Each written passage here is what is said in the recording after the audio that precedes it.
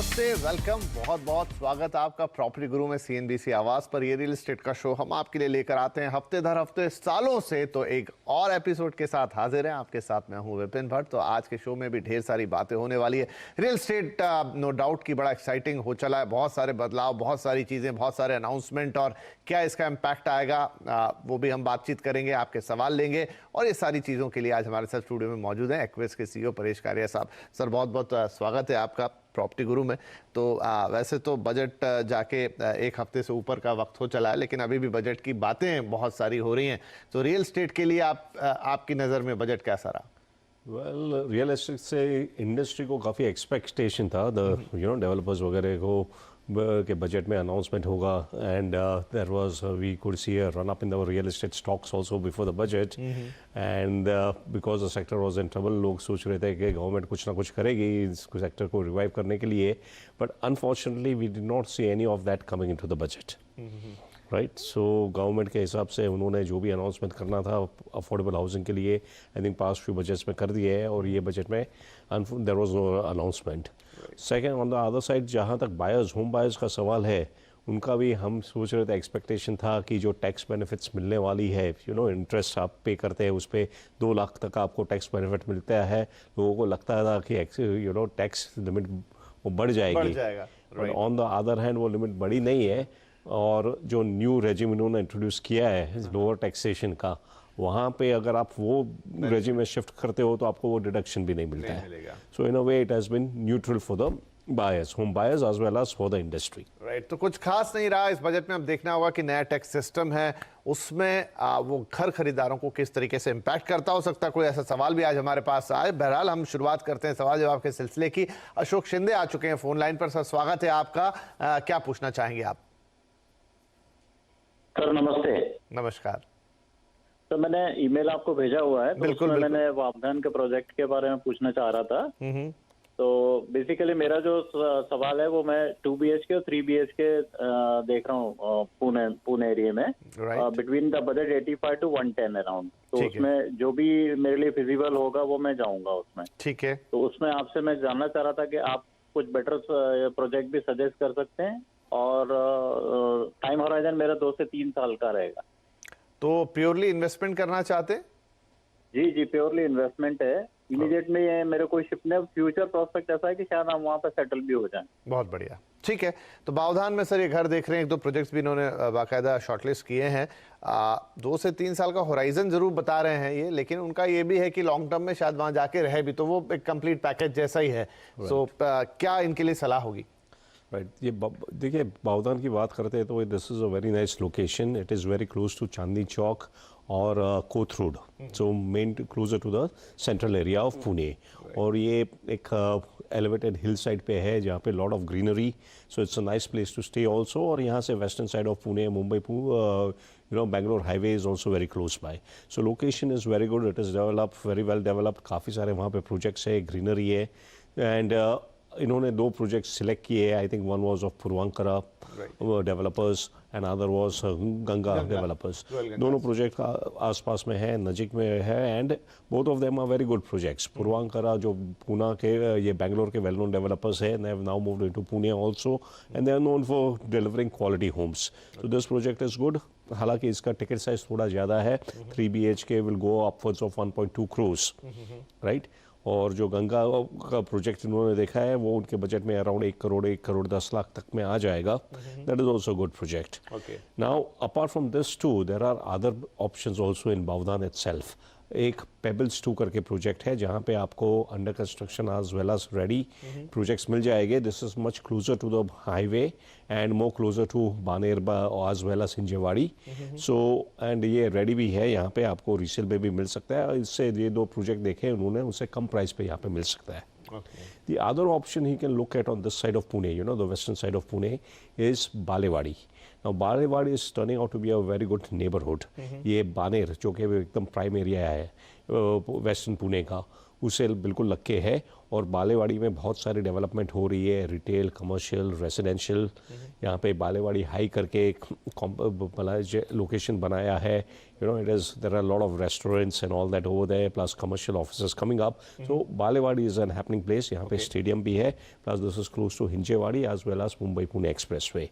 So compared to Bavdan, I would say that Balewadi is a better option in the days to come, and there is more likely to be more price appreciation over here, as well as रहने के point of view से also this is a better option. तो बालेवाड़ी में भी 2-3 projects है, ये देख सकते हैं. एक है परफेक्ट 10 जो कि ऑलरेडी रेडी प्रॉपर्टी है, एंड यहाँ पे you can get it for around 1 crore, a good project. Another project you can look at is Avon Vista by Nayak Nagavre Developers. ये अंडर कंस्ट्रक्शन है और ये मेन हाईवे पे है. तो ये अतुल जी के लिए हो गया, माफ कीजिए अशोक जी के लिए हो गई ये सलाह. लेकिन अब है हमारे साथ अतुल मिश्रा साहब मुंबई से फोन लाइन पर. अतुल जी बहुत स्वागत है आपका, बताइए कैसे मदद करें. हेलो. हाँ जी बताएं. नमस्कार सर, मैं अतुल मिश्रा बोल रहा हूँ जी. एक्चुअली 2018 में हमने राम राजा प्रोजेक्ट अम्बीवली नियर कल्याण हमने इन्वेस्ट किया था. अभी राइट नाउ उस टाइम पे सबवेंशन स्कीम में हमने ट्राई पार्टी एग्रीमेंट हुआ था जी जी. बैंक, डेवलपर और इन्वेस्टर के बीच में, और उसमें ये बोला गया था कि टिल द पोजीशन आपको कोई भी प्री पोजीशन ईएमआई नहीं आएगी. बट अनफॉर्चुनेटली आरबीआई के गाइडलाइन के बाद वो शायद आरबीआई ने उस पर बैन कर दिया कि आप कोई सबवेंशन स्कीम बैंक को नहीं दे सकता, कोई भी बैंक नहीं दे सकता. तो अभी वो प्रोजेक्ट लगभग सर 1 साल से बंद है, उससे कोई ये नहीं हो रहा है, और बैंकेज अभी सबको लेटर दे रहे हैं कि जितने इन्वेस्टर हैं कि आपको प्री ईएमआई भरना पड़ेगा, क्योंकि हमने इन्वेस्ट करते वक्त ऐसा माइंडसेट था कि यहाँ पे ईएमआई नहीं आएगी. जी जी. और प्रोजेक्ट भी सर नेपच्यून डेवलपर का सोच के हमने इन्वेस्ट किया था कि एक अच्छा डेवलपर है, हमें टिल टाइम रेरा में रजिस्टर्ड है, हमें पोजीशन मिल जाएगा. बट सर ये हो नहीं रहा है. तो अभी हमें क्या करना चाहिए? क्या हमें ईएमआई भरना पड़ेगा या फिर उसके बीच में कोई लीगल रास्ता है कुछ लेने का? अभी हम क्या कर सकते हैं नेपच्यून डेवलपर में से? हम कैसे इस समस्या से ठीक है अतुल जी, आपका सवाल बड़ा मौजू है और कई लोगों के सामने इस तरह के सवाल आते हैं रिसेंटली में, क्योंकि बहुत सारे लोग सबवेंशन स्कीम में घर खरीदते हैं, खरीद चुके हैं. आरबीआई को हमेशा से उस पर ऐतराज था. डेवलपर इस तरह के ऑफर्स लेकर आते हैं कि जहां पर हम आपका ईएमआई भरेंगे टिल पोजीशन, तो वो 1-2 साल बाद बंद कर देते हैं, प्रोजेक्ट लेट हो जाते हैं और वो पूरी कहानी उलझ जाती है. अब ऐसे में करना क्या चाहिए? क्या लीगल ऑप्शन अपनाएं? क्या प्रोजेक्ट से बाहर निकले? पैसे मिलेंगे नहीं मिलेंगे? बड़े सवाल हैं, उलझे हुए भी हैं, इनका आंसर उतना सरल नहीं है, फिर भी चर्चा जरूर करेंगे. सर अतुल जी या इस तरह के जो भी लोग इस स्थिति में फंसे हैं, अब उनके लिए क्या रास्ते बचते हैं?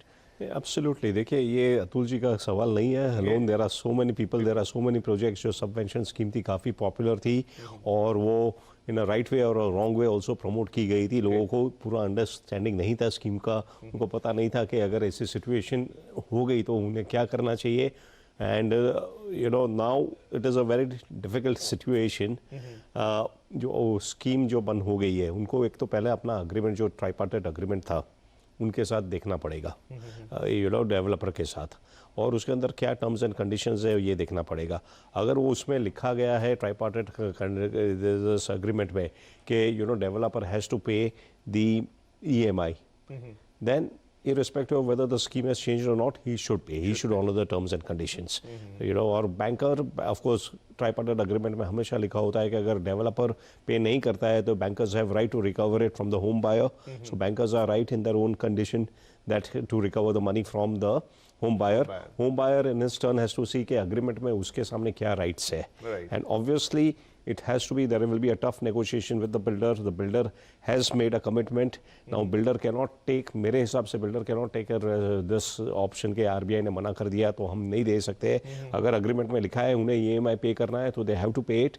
But I would suggest read your agreement properly, consult some consumer, you know, court के जो एक्सपर्ट्स होते हैं लॉयर, उनके साथ कंसल्ट करिए और आप कंज्यूमर कोर्ट में ऑब्वियसली डेवलपर के सामने केस कर सकते हैं. राइट. और मिश्रा साहब ये करना ही होगा, क्योंकि देखिए ये होता है, ये बहुत सारे प्रोजेक्ट्स में हमने पहले भी देखा है कि शुरुआत में ऐसा नहीं है, डेवलपर भरते भी हैं, लेकिन फिर प्रोजेक्ट जैसा मैंने कहा कई मामलों में लेट हो जाते हैं या कोई और तरीके से दिक्कत हो जाती है, डेवलपर के पास पैसे खत्म हो जाते हैं, माल पूरा नहीं बिकता है, वॉट एवर इट इज़, लेकिन वहाँ से ईएमआई आनी बंद हो जाती है और अल्टीमेटली बैंक जो है वो आपका गला पकड़ता है, यानी कंज्यूमर का गला पकड़ता है. और ये है कि आप अगर ईएमआई पे डिफॉल्ट भी करेंगे तो मेरे ख्याल से अगर ये ईएमआई डिफॉल्ट करते हैं तो सिबिल स्कोर इफेक्ट होगा. हाँ, सिबिल स्कोर भी इफेक्ट होगा होगा और एक समय के बाद इनका प्रोजेक्ट एनपीए भी बन सकता है, क्योंकि वो बैंक के हिस्से में चला जाएगा और बैंक उसे मान सकता है कि यहाँ से ईएमआई आ ही नहीं रही है, तो वो डिफॉल्टर इन्हें मानेंगे, ना कि डेवलपर को। तो एक ट्रिकी सिचुएशन है अतुल जी।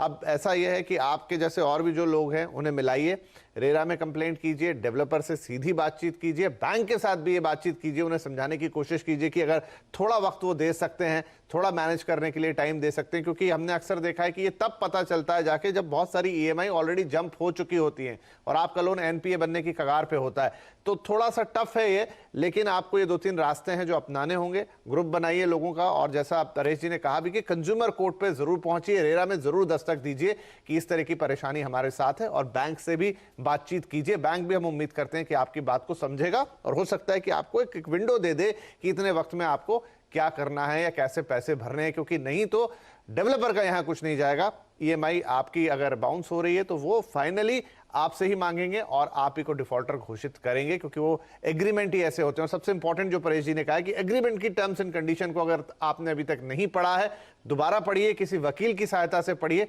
समझिए कि उसमें आपके हक में क्या क्या चीजें लिखी हुई हैं। और ऑफ कोर्स आपके साथ और भी जो भी लोग हैं उन्हें जरूर बताएं। तो यहां पर लेंगे एक छोटा सा ब्रेक के बाद कुछ और सवाल।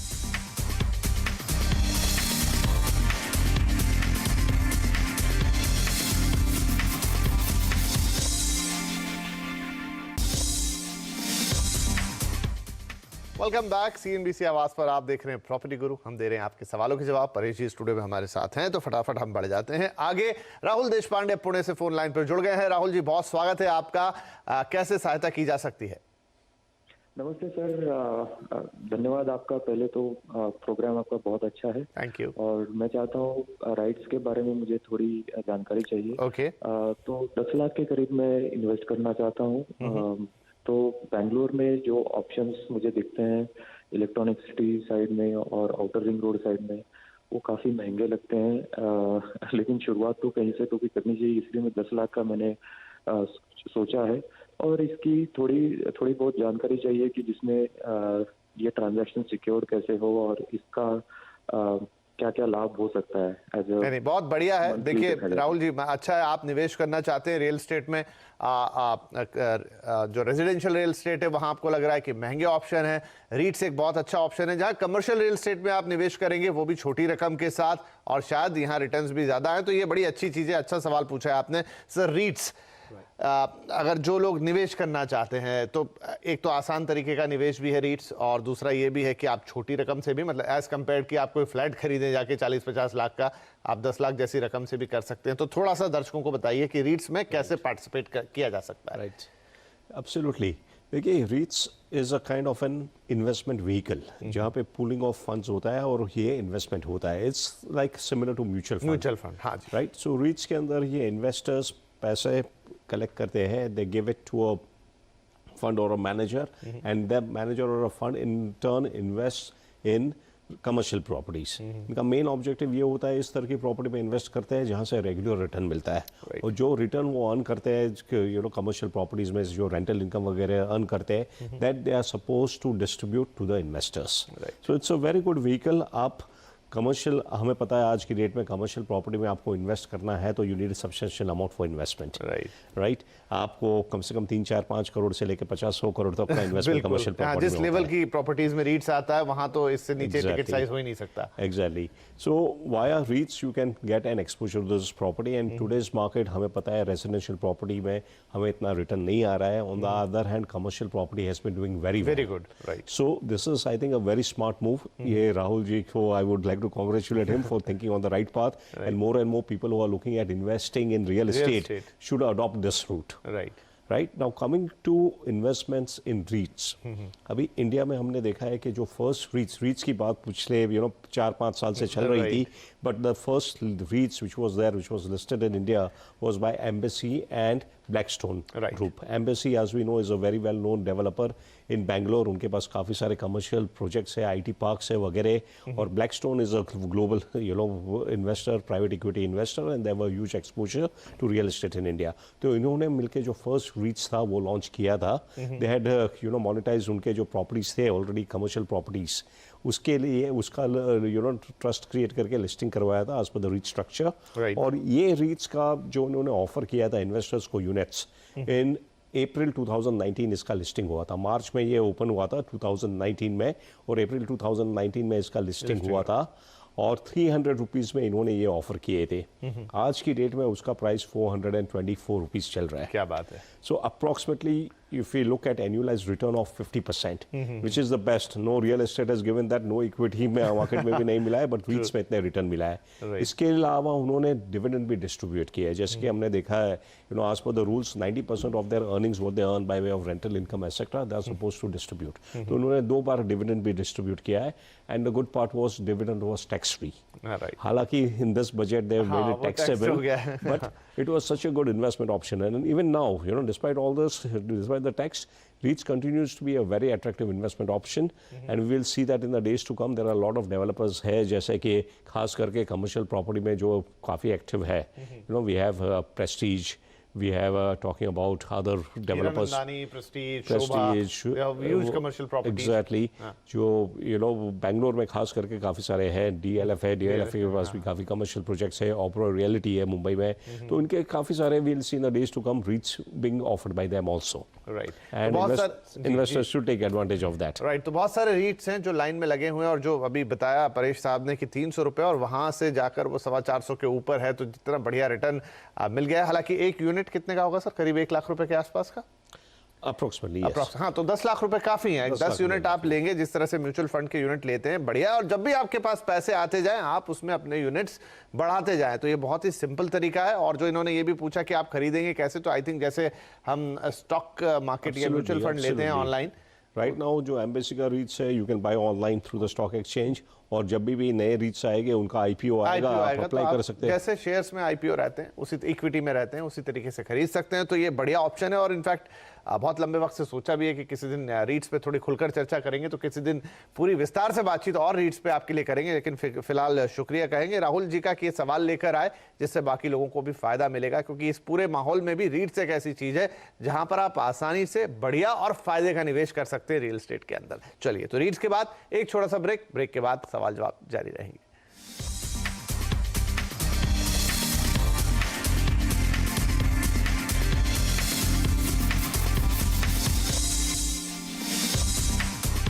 Welcome back. आप देख रहे हैं प्रॉपर्टी गुरु, और आपके सवालों के जवाब देने के लिए स्टूडियो में हमारे साथ बने हुए हैं परेश जी. तो हमने ब्रेक से पहले रीट्स पे थोड़ी लंबी चर्चा कर ली, तो कुछ सवाल रह गए, लेकिन अब फोन लाइन पर आ गए हर्षद चिकोड़े साहब, पुणे से हैं फोन लाइन पे. हर्षद जी, बहुत स्वागत है आपका. थोड़ा इंतजार करवा दिया आपको, तो सो सॉरी, लेकिन बताइए क्या पूछना चाहेंगे.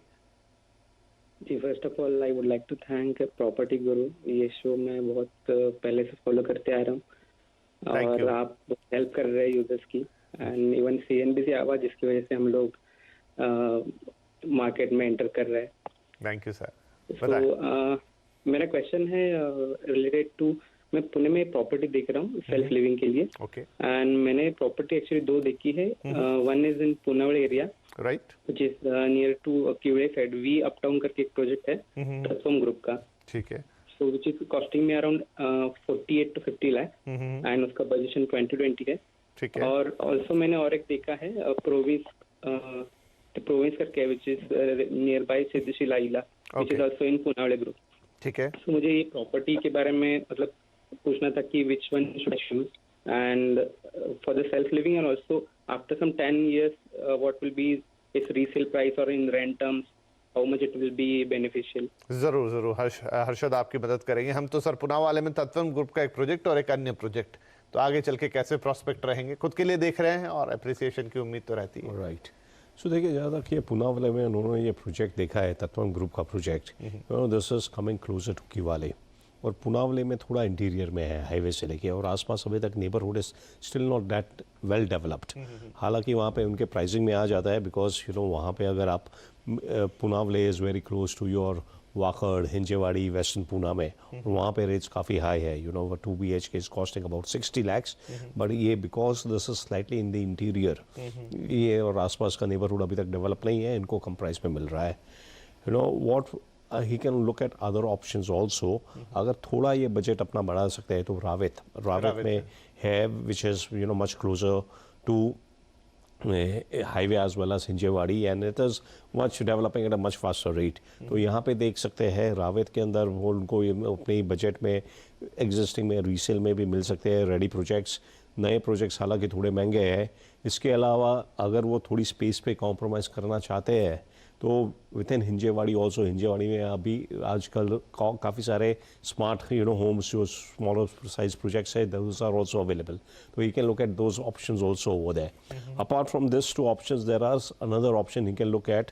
वो थोड़ा आगे चल के है मामूर्डी करके, जो सहारा क्रिकेट स्टेडियम है उसके पास, वहाँ पे गोदरेज का एक प्रोजेक्ट आ रहा है और पेनिनसुला लैंड, ये दोनों के नए प्रोजेक्ट्स आ रहे हैं विच आर काफ़ी good quality projects and they are at affordable price. So इनके बजट में वहाँ पे उनको 2 BHK भी मिल सकता है. हालांकि उन्हें डिस्टेंस में थोड़ा आगे जाना पड़ेगा, but those areas will develop much faster compare to this location. उम्मीद करते हैं कि आपको अब अपना निर्णय लेने में ज़्यादा सहूलियत होगी. तो चलिए, इसी के साथ वक्त ख़त्म हो गया है आज प्रॉपर्टी गुरु में और चर्चा करने के लिए, लेकिन ये तो सिलसिला सालों से चल रहा है, तो अगले हफ्ते भी फिर हम आएंगे कुछ और सवालों के साथ. लेकिन आज जाने से पहले हम आपका शुक्रिया करेंगे परेश जी, आप आए. अब ढेर सारी बातें हुई, कुछ अच्छे सवाल भी हुए, एंड ऑफ कोर्स उससे दर्शकों को काफ़ी मदद भी मिलेगी. तो चलिए, इस हफ्ते के लिए इतना ही. अगले हफ्ते फिर मिलेंगे. और हाँ, आपसे निवेदन करते चलें कि आपके पास जो भी सवाल हो रियल एस्टेट से जुड़े हुए किसी भी तरह के, pg@moneycontrol.com पर आपको बस एक छोटा सा मेल करना है, बाकी हम पर छोड़ना है. तो कुछ और सवालों के साथ, कुछ और बातों के साथ अगले हफ्ते होगी मुलाकात. तब तक के लिए नमस्कार.